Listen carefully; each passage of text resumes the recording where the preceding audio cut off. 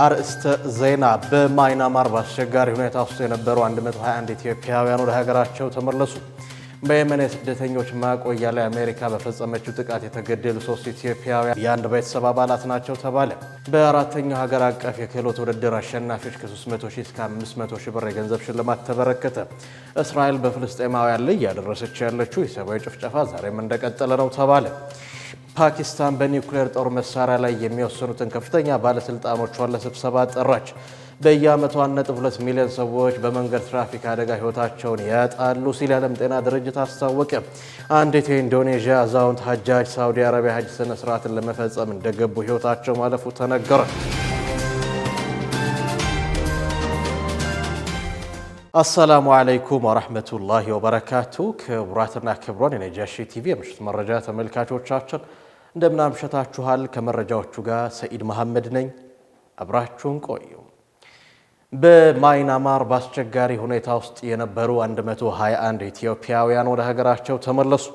በማይናማር ታጣቂዎች ተይዘው በአስቸጋሪ ሁኔታ ውስጥ የነበሩ 121 ኢትዮጵያውያን ወደ ሀገራቸው መመለሳቸውን የውጭ ጉዳይ ሚኒስቴር አስታወቀ። ታግተው የሰነበቱት 41 ኢትዮጵያውያን ወደ ሀገራቸው የተመለሱት ከትላንት በስቲያ ሐሙስ ዕለት ሲሆን ትላንት አርብ ደግሞ 80 የሚሆኑ ወደ ሀገራቸው እንዲመለሱ ማድረጉን ሚኒስቴሩ ገልጿል። ሚኒስቴር መስሪያ ቤቱ ህንድ በሚገኘው የኢትዮጵያ ኤምባሲ በኩል በማይናማር በአስቸጋሪ ሁኔታ ውስጥ የሚገኙ ሌሎች ኢትዮጵያውያንን ወደ ሀገራቸው ለመመለስ ጥረት እያደረገ መሆኑም ተመላክቷል። መንግስት ህብረተሰቡ በህገወጥ የሰዎች አዘዋዋሪዎች ሐሰተኛ ቅስቀሳ ተታለው የስራ ስምሪት ውል ወዳልተፈጸመባቸው ሀገራት ከሚደረጉ እንቅስቃሴዎች እንዲቆጠብ ማሳሰቡን የውጭ ጉዳይ ሚኒስቴር አመልክቷል። በደቡብ ምስራቅ እስያዋ ማይናማር በሚገኙ የማጭበርበር ወንጀል ካምፖች ታግተው የነበሩ ኢትዮጵያውያን ከማዕከላቱ በመውጣት በታጣቂዎች እጅ የገቡት ባለፈው የካቲት 2017 ዓ.ም ነበር። መንግስት እስካሁን 251 ዜጎችን ወደ ሀገራቸው የመለሰ ቢሆንም አሁንም ድረስ በሀገሪቱ ከ700 በላይ ኢትዮጵያውያን በታጣቂዎች እጅ እንደሚገኙ ተዘግቧል። ዴሞክራቲክ ካረን ቤንቮለንተር አርሚ፣ ዴክባ፣ ቦርደር ጋርድ ፎርስ፣ ቢጄፍ በተባሉ ሁለት የተለያዩ ታጣቂዎች እጅ የሚገኙት ኢትዮጵያውያኑ በተጠለሉባቸው ካምፖች ውስጥ አስቸጋሪ ሁኔታ ውስጥ እያሳለፉ ነው። ተጎጂዎቹ የካቲት ላይ ከካምፖች ወጥተው በታጣቂዎች እጅ ከገቡት የአፍሪካ የተለያዩ ሀገራት ዜጎች ውስጥ ወደ ሀገራቸው መመለስ ያልቻሉት ኢትዮጵያውያን ብቻ መሆናቸውን በመጥቀስ ተማጽኗቸውን ሲያቀርቡ እንደነበር ይታወቃል።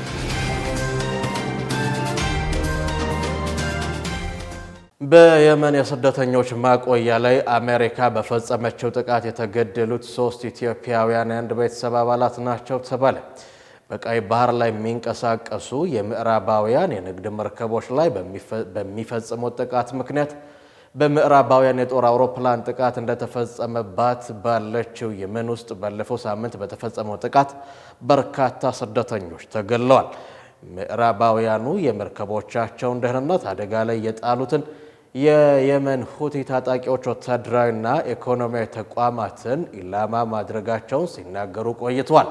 በቅርቡ የተፈጸመው ጥቃት ግን ስደተኞች ተጠልለውበት የነበረ ቦታ መሆኑን ሪፖርተሮቹ ያመላክታሉ።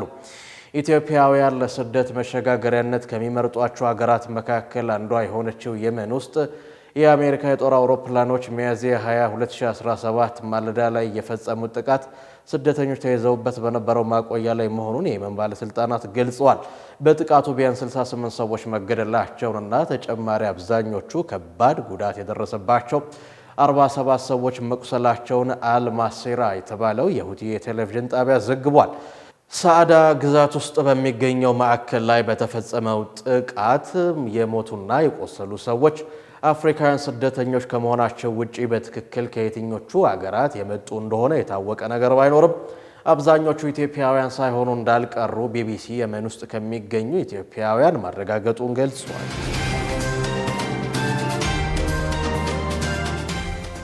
በአራተኛው ሀገር አቀፍ የክህሎት ውድድር አሸናፊዎች ከ300 ሺህ እስከ 500 ሺህ ብር የገንዘብ ሽልማት ተበረከተ። በአራተኛው ሀገር አቀፍ የክህሎት ውድድር በተለያዩ ዘርፎች ላሸነፉ ተወዳዳሪዎች ከ300 ሺህ እስከ 500 ሺህ ብር የገንዘብ ሽልማት ተበርክቷል። አንደኛ ለወጡ 500 ሺህ፣ ሁለተኛ ለወጡ 400 ሺህ እና ሶስተኛ ለወጡ 300 ሺህ ብር የገንዘብ ሽልማት ተበርክቷል። በተጨማሪም የወርቅ፣ የብር፣ የነሐስ ሜዳሊያ፣ የዋንጫና የእውቅና ወረቀት ሽልማት ተበርክቶላቸዋል። ተወዳዳሪዎች በተግባር ጥናት፣ በቴክኖሎጂና በክህሎት የፈጠራ ውድድር ከ1 እስከ 3ኛ ደረጃ ለወጡ ተወዳዳሪዎች ከግማሽ ሚሊዮን እስከ 300 ሺህ ብር የገንዘብ ሽልማት ተሸልሟል። በውድድሩ አሰልጣኞች፣ ሰልጣኞች፣ ኢንተርፕራይዞች የተሸለሙ ሲሆን ሽልማቱ የፈጠራ ስራዎችን ጥቅም ላይ ለማዋል ይረዳቸዋል ተብሏል። በስራና ክህሎት ሚኒስቴር በኢፌዴሪ ቴክኒክና ሙያ ስልጠና ኢንስቲትዩት አዘጋጅነት ለተከታታይ 6 ቀናት ሲካሄድ የቆየው 4ኛው ሀገር አቀፍ የክህሎት ውድድር ማጠቃለያ መርሃ ግብር በዛሬው ዕለት ተካሂዷል። እስራኤል በፍልስጤማውያን ላይ እያደረሰች ያለችው ኢሰብአዊ ጭፍጨፋ ዛሬም እንደቀጠለ ነው። የፍልስጤም መብቶችን የሚነኩ የእስራኤላውያንን ድርጊቶች እንዲመረምር የተሰየመው የተባበሩት መንግስታት ኮሚቴ እስራኤል ወርሬዋለሁ ባለቻቸው ቦታዎች ስር በሚኖሩ ህዝቦች ላይ የማይታሰብ ስቃይ እየፈጸመች ነው፣ በፍጥነት የመሬት ወረራዋን እንደ ሰፊው የቀኝ ግዛት ምኞቷ እያሰፋች ነው ብሏል። ዝርዝር መረጃውን ዙበይዳ ሐሰን አዘጋጅቷለች። ዓለም በፍልስጤማውያን ላይ የሚደርሰውን ኢሰብአዊ በደል ምስክር ሊሆን ይገባል ሲል የተባበሩት መንግስታት ልዩ ኮሚቴ ተናግሯል። ኮሚቴው እስራኤል የዘር ማጥፋት ወንጀልንና ፍልስጤማውያን ላይ የማይታሰብ ስቃይን እያደረሰች ነው ሲልም ክሱን አሰምቷል። ይህም ፍልስጤማውያንን ለሌላ ናክባ ወይም ደግሞ ማፈናቀል ዳርጓቸዋል። ለዚህም መላው የዓለም ህዝብ ምስክር ነውም ብሏል። ናክባ የሚለው ቃል አረበኛ ቃል ሲሆን ከባድ የመፈናቀልና የመሰደድ አደጋን የሚገልጽ ነው። እንደ ፈረንጆቹ ዘመን አቆጣጠር በ1948 በአረብ እስራኤል ጦርነት ወቅት ፍልስጤማውያን በገፍ መፈናቀል፣ መሰደድ የታየበትን የመጀመሪያውን ናክባ የታየበት ወቅት ነበር። እንደ ፈረንጆቹ ዘመን አቆጣጠር በ1948 እስራኤል ስትመሰረት ወደ 760 ሺህ የሚጠጉ ፍልስጤማውያን ከመኖሪያ ቤታቸው ከግዛታቸው ሸሽተው ለመሄድ ተገደው ነበረ። በዚህም ወቅት እስራኤል እንደ ሀገር ስትመሰረት በእስራኤል ውስጥ ለመቆየት የቻሉ 160 ሺህ የሚያህሉ ፍልስጤማውያን ዘሮች መካከል በአሁኑ ጊዜ ከህዝቧ 80 በመቶ ያህሉ ጠፍተዋልም ተብሏል። በአሁኑ ሰዓት እስራኤል በፍልስጤማውያን ላይ እያደረሰች ያለችው የዘር ማጥፋት ዘመቻ ሌላ ናክባ እያመጣ ይገኛልም ተብሏል። የተባበሩት መንግስታት ልዩ ኮሚቴ ይህንን ያለው እስራኤል በመቶ ሺዎች የሚቆጠሩ የተራቡ ፍልስጤማውያንን ከሰሜን ጋዛ ለማስወጣትና በ6 ካምፖች ውስጥ ለማሰር በዚህ ሳምንት መጀመሪያ ላይ እቅድ እንዳወጣች ካወጀች በኋላ ነው። ለፍልስጤማውያን ማንኛውም የግዳጅ መፈናቀል ወይም ደግሞ ናክባ እንደ ፈረንጆቹ ዘመን አቆጣጠር በ1948 ከእስራኤል ጦርነት ጋር ተያይዞ የመጣውን የጅምላ መፈናቀል ያስታውሳል ሲልም ኮሚቴው ተደምጧል። የበርካታ ሙስሊሞች መገኛ የሆነችው ፍልስጤም በአንደኛው የዓለም ጦርነት ማብቂያ ላይ በተከሰተው ክስተቶች ህዝቦቿ አስቸጋሪ ሁኔታ ውስጥ እንደከተታቸው ታሪክ ያውሳል። እነዚህም ክስተቶች ፍልስጤማውያን በታላቋ ብሪታንያ አስተዳደር ስር እንድትሆን በሊግ በጸደቀው የአስገዳጅ ስርዓት ስር እንድትሆን ሊግ ኦፍ ኔሽን ውሳኔውን አስተላልፎም ነበር። የብሪታንያ መንግስት ከሊግ ኦፍ ኔሽን ስልጣን ከመቀበሉ ከ5 ዓመታት በፊት ለጽዮናዊ ድርጅት የአይሁድ ብሔራዊ ቤት በፍልስጤም መመስረትን አስመልክቶ የጽዮናውያን መሪዎች ታሪካዊ ግንኙነት አለን በሚል የፍልስጤም ግዛትን ይገባኛል ጥያቄ ማንሳት የጀመሩት ያኔ ነበር። ሁለተኛው የዓለም ጦርነት ሊያበቃ ሲል የአይሁድ ማህበረሰብ ጥቃት ማድረስም ጀመረ። ከሩብ ምዕተ ዓመት የስልጣን ጊዜ በኋላ ታላቋ ብሪታንያ ለተባበሩት መንግስታት ድርጅት የፍልስጤም ግዛትን አስረከበች። በዚህ ጊዜም የተባበሩት መንግስታት ድርጅት ራሱ ገና 2 ዓመታት ያልሞላው ብዙም ያልጠነከረ ድርጅትም ነበረ። የተባበሩት መንግስታት ድርጅት በወቅቱ የተሻለ አማራጭ ነው ብሎ ያሰበውን እርምጃ ሊወስድም ችሏል። ይህም ፍልስጤማውያንን ለሁለት ነጻ ሀገራት ማለትም አንደኛው የፍልስጤም አረብና ሌላኛው ለአይሁዳዊ እስራኤል መስጠት፣ የኢየሩሳሌምንም ዓለም አቀፋዊነት ማወጅም ነበረ። ይህ የተባበሩት መንግስታት ድርጅት የመከፋፈል እቅድ በፍልስጤማውያን ላይ ሰላም አላመጣም። እንዲያውም ረገብ ብሎ የነበረውን የመካከለኛው ምስራቅ ጦርነት እንዲስፋፋ መንስኤ ሊሆንም ችሎ ነበር። እስራኤል በሙሉ ሀገርነት ከተመሰረተች በኋላ በተለያዩ ጊዜያት በምታደርገው ትንኮሳ ግዛቷን በማስፋፋት ፍልስጤምን በሙሉ የግዛቷ አካል ለማድረግ ስትሞክርም ኖራለች። በዚህም በዓለም ካርታ ላይ መጠኑ ከጊዜ ወደ ጊዜ እየጠበበ የመጣው ፍልስጤም እንዳይጠፋ ወታደራዊ ታጣቂዎችና ህዝቦቿ እጅግ ከባድ ትግል ሲያደርጉም ቆይተዋል።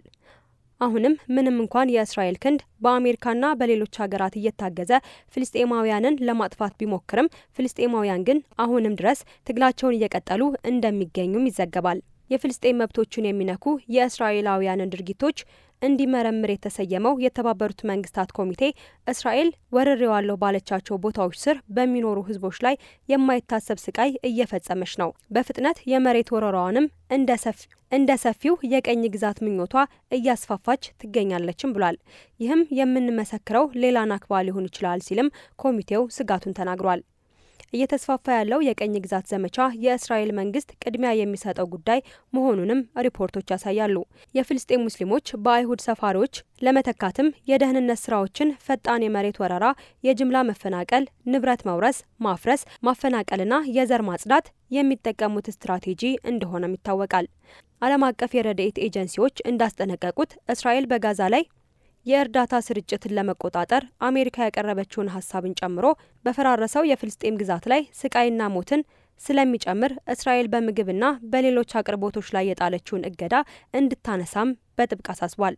እስራኤል ለፍልስጤም በሚደርሰው እርዳታ በኩል የጋዛ ጦርን መሳሪያ እያስታጠቀ ነው በሚል የእርዳታ ክልከላ በማድረጓ በበርካታ የዓለም ሀገራት ዘንድ በእጅጉ እየተተቸችም ትገኛለች። ይህም ውሳኔዋ ለሐማስ ጦር ያላትን ፍራቻ ያሳያልም ተብሏል። በእስራኤል የአሜሪካ አምባሳደር ማይክ ሀካቢ አዲሱ በአሜሪካ የተነደፈው የእርዳታ ስርዓት በቅርቡ ይጀምራል ብለዋል። ለዚህም የተባበሩት መንግስታት ድርጅትና ሌሎች የእርዳታ ቡድኖች እንዲሳተፉ ጥሪያቸውንም አቅርበዋል። መረጃው የአረብ ኒውስ፣ አልጀዚራ፣ ዩናይትድ ኔሽንና ዋፍ ነው። ፓኪስታን በኒውክሌር የጦር መሳሪያ ላይ የሚወስኑትን ከፍተኛ ባለስልጣኖቿን ለስብሰባ ጠራች። ፓኪስታን በህንድ የአየር መከላከያ ስርዓት ላይ ጥቃት መፈጸሟን ካሳወቀች በኋላ ጠቅላይ ሚኒስትሯ የአገሪቱን ከፍተኛውን ወታደራዊ ውሳኔ የሚያሳልፈውን ቡድን ለስብሰባ ጠሩ። ፓኪስታን ከሰዓታት በፊት እንዳስታወቀችው በተለያዩ የህንድ ይዞታዎች ውስጥ የሚገኙ የአየር ኃይል ሰፈሮች ላይና የአየር ጥቃት መከላከያ ስርዓት ላይ ጥቃት ፈጽማለች። በተጨማሪም የከባድ መሳሪያ መተኮሻና ማከማቻዎች መመታታቸውን የፓኪስታን ወታደራዊ ኃይል አስታውቋል። ከቀናት በፊት በህንድ በፓኪስታን ላይ ጥቃት መፈጸሟን ተከትሎ ሁለቱም ሀገራት የአጸፋ የአየርና የሚሳኤል ጥቃቶች እየፈጸሙ መሆናቸውን እየገለጹ ነው። ዛሬ ቅዳሜ ማለዳ ህንድና ፓኪስታን በሚዋሰኑበት የካሽሚር አካባቢዎች ፍንዳታዎች መሰማታቸውን ዘገባዎች አመልክተዋል። ዘጋቢዎቹ ህንድ በምታስተዳድረው ካሽሚር ውስጥ በሚገኙ ሁለት ከተሞች ፍንዳታዎች መሰማታቸውን አረጋግጠዋል። ሌሎች መገናኛ ብዙሃንም ፓኪስታን ጥቃት ፈጸምኩባቸው ያለቻቸው የህንድ የአየር መከላከያ ስርዓቶች በሚገኙባቸው የካሽሚር ክፍሎች ውስጥ የፍንዳታ ድምጾች መሰማታቸውን ዘግቧል።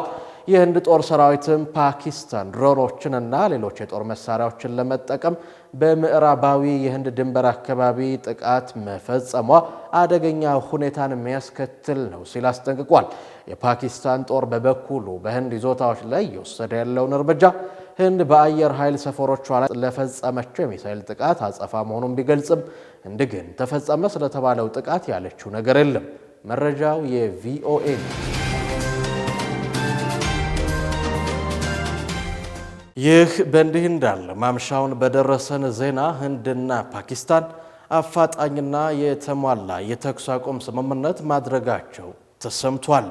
ስምምነቱን አስመልክቶ የፓኪስታኑ የውጭ ጉዳይ ሚኒስትር ኢስሐቅ ዳር እንደተናገሩት ፓኪስታን በቀጠናው ሰላምና መረጋጋት እንዲሰፍን የበኩሏን አስተዋጽኦ ለማድረግ ትጥራለች ሲሉ ተናግረዋል።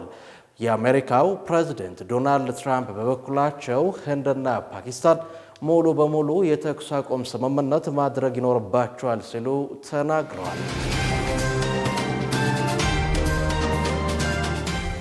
በየዓመቱ 1.2 ሚሊዮን ሰዎች በመንገድ ትራፊክ አደጋ ህይወታቸውን ያጣሉ ሲል የዓለም ጤና ድርጅት አስታወቀ። በዓለማችን ላይ በየዓመቱ 1.2 ሚሊዮን ሰዎች በመንገድ ትራፊክ አደጋ ህይወታቸውን እንደሚያጡ የዓለም ጤና ድርጅት አስታውቋል። በመንገድ ትራፊክ አደጋ ከሚሞቱ ሰዎች መካከል 1/3 የሚሆኑት እግረኞችና ብስክሌተኞች መሆናቸውንም ድርጅቱ ገልጿል። 8ኛው የዓለም የመንገድ ደህንነት ሳምንት የእግረኞችንና የብስክሌት መንገደኞችን ምቹ በማድረግ የመንገድ ትራፊክ አደጋን እንቀንስ በሚል መሪ ቃል እየተካሄደ ይገኛል። የዓለም ጤና ድርጅት የመንገድ ትራፊክ አደጋዎችን ለመቀነስ አጋዥ ነው ያላቸውም ምክረ ሀሳቦችን ይፋ ሲያደርግ ለእግረኞችና ለብስክሌተኞች የሚሆኑ መንገዶችን መስራት ወሳኝ ነው ብለዋል። ምርጥ ልምዶችን በመውሰድ ሂደቱን እያካሄደ ይገኛል። በመኪና መንገድ ላይ የእግረኛ ማቋረጫዎችን በመንገድ ዳር ለእግረኞችና ለብስክሌተኞች ምቹ መንገድ መስራት እየደረሰ ያለውን አደጋ ለመቀነስ ያግዛል ብሏል። የመንገድ ደህንነት ስታንዳርድን ተግባራዊ ማድረግ ለእግረኞችም ለአሽከርካሪዎችም የተሳለጠ እንቅስቃሴ እንዲኖር ቅድሚያ ሰጥቶ መስራት ተገቢ መሆኑንም ጠቅሷል። ለእግረኞችና ለአሽከርካሪዎች ስለ መንገድ ትራፊክ ደህንነት አጠቃቀም ተከታታይ የግንዛቤ ትምህርት በመስጠት የባህሪ ለውጥ እንዲመጣ መስራትም ወሳኝ መሆኑን አትቷል። የመንገድ መሰረተ ልማት ግንባታ ወቅት የእግረኞችና የብስክሌት ተጠቃሚዎች ከአካባቢ ጥበቃና ከትምህርት ፖሊሲ ጋር ተመጋጋቢ እንዲሆን ማድረግ እንደሚገባም አሳስቧል። ለመንገድ ትራፊክ ደህንነት ምቹ መንገዶችን በመገንባት ከተሞችን በአረንጓዴ ዛፍ እንዲሸፈኑ በማድረግ የሰዎችን ጤና ማሻሻል እንደሚቻልም ነው የጠቆመው መረጃው።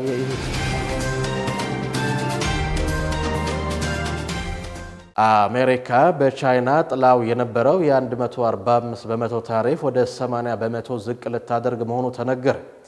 ፕሬዚደንት ዶናልድ ትራምፕ በቻይና ላይ ጥለውት የነበረውን የ145 በመቶ ታሪፍ ወደ 80 በመቶ ዝቅ ሊያደርጉ እንደሚችሉ ተገልጿል። የተጀመረውን የንግድ ጦርነት ያረግባል የተባለው ሀሳብ የተዘነዘረው ትላልቅ የአሜሪካ ባለስልጣናት ከቻይና አቻዎቻቸው ጋር በስዊዘርላንድ ለመመካከር ቀጠሮ ከያዙ በኋላ ነው። ፕሬዚደንት ትራምፕም ከዚህ ጉዳይ ጋር በተያያዘ በማህበራዊ ትስስር ገጻቸው ላይ ባሰፈሩት አስተያየት 80 በመቶ ታሪፍ ለቻይና ትክክለኛ ሀሳብ ነው ሲሉ ገልጸዋል።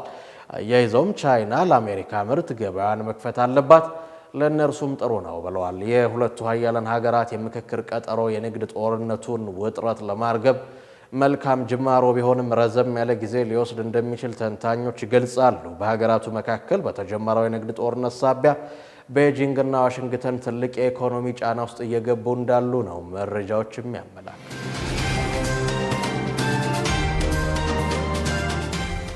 አንዲት የኢንዶኔዥያ አዛውንት ሀጃጅ ሳውዲ አረቢያ የሀጅ ስነስርዓትን ለመፈጸም እንደገቡ ሕይወታቸው አለፈ። የ65 ዓመት ዕድሜ ባለጸጋ የሆኑት ዳያማ የተባሉት እኚህ እናት ሀጅ ለማድረግ ጉዟቸውን ወደ ሳውዲ አረቢያ አድርገው ልክ መዳረሻቸው ላይ እንደደረሱ ጠዋት 3 ሰዓት ላይ ነው ሕይወታቸው ያለፈው ተብሏል። ዶክተሮቹ ለዳያማ ሞት የምስክር ወረቀት ከአንድ ቀን በኋላ ሰጥተዋል። ከበርካታ የኢንዶኔዥያ ሁጃጆች ጋር ሆነው ሲጓዙ ለነበሩት እኚህ ዕድሜ ባለጸጋ ሁጃጅ ምናልባት ሞቃታማው የአየር ሁኔታ ሳይከብዳቸው እንዳልቀረም ተነግሯል። ዶክተሮቹ በሟቿ ሰርተፍኬት ውስጥ በድርቀት ወይም በዲሃይድሬሽን ምክንያት እንደሞቱ ተጽፏል። ነገር ግን ትክክለኛው የሞት መንስኤ የልብ ድካም ሊሆን ይችላል ሲል የኢንዶኔዥያ ሀጅ አስተዳደር ኮሚቴ ቃል አቀባይ ጄንቱር አንድሪያዲ ተናግረዋል። ሌላኛው የሀጅ አስተዳደር ባለስልጣን አብዱል ባሲር እንደተናገሩት ዳያማ በበረራ ወቅት በጥሩ ሁኔታ ውስጥ እንደነበሩና ምንም አይነት የጤና ችግር እንዳላዩባቸው ባለቤታቸው ተናግረዋል። የአዛውንቷ ባለቤት ሚስቱ ከአውሮፕላኑ ከመውረዳቸው በፊት መጸዳጃ ቤቱን ለመጠቀም ጠይቃቸው እንደነበር ተናግረው ከመጸዳጃ ቤት ከወጣው በኋላ የማዞር ስሜት ተሰምቶኝ ወደኩኝ ብላቸው እንደነበርም አክለዋል። ትሪቡን የዜና ወኪል እንደዘገበው ለአዛውንቷ የሕክምና ቡድኑ አፋጣኝ ምላሽ ሰጥተው ነበር። ነገር ግን ሕይወታቸውን ማትረፍ አልቻሉም ብለዋል። ሟች ሀጃጅ ዳኢማ አስክሬኗ በመዲና ከተማ በመስጂድ ነበዊ መስጂድ ሰላተል ጀናዛ ከተሰገደባቸው በኋላ ኸሊፋው ዑስማን ኢብኑ አፋን ረዲየላሁ አንሁን ጨምሮ በርካታ ታላላቅ ሰሃቦች በተቀበሩበት የበቂዕ መካነ መቃብር የቀብር ስነ ስርዓታቸው የሟች ባለቤት በተገኙበት ተፈጽሟል። በኢንዶኔዥያ የሃይማኖታዊ ጉዳዮች ሚኒስቴር ደንብ መሰረት ለሀጅ ወደ ሳውዲ ሄደው ሕይወታቸውን ላጡ ሁጃጆች ለቤተሰባቸው የመድን ሽፋንና አንድ ሰው በእነሱ ምትክ ሀጅ እንዲያደርግ መንግስት ዋስትና እንደሚሰጥ የሀጅ አስተዳደር ባለስልጣን አብዱል ባሲር አስረድተዋል። ኢንዶኔዥያ በዘንድሮ ዓመት 221,000 ሁጃጆች የሀጅ ስነ ስርዓትን ለመፈጸም ወደ ሳውዲ አረቢያ እየገቡ ይገኛል። ነጃሺ ቲቪ ለሟች እናት ዳያማ ጀነተል ፊርደውስን ለቤተሰቦቻቸው ሰብርን ይመኛል። ክቡራትና ክቡራን የነጃሺ ቲቪ የምሽት መረጃ ተመልካቾቻችን የዕለቱን የምሽት መረጃ በዚሁ አገባደደ። ከቀሪ የነጃሺ ቲቪ የምሽት መሰናዶ ጋር መልካም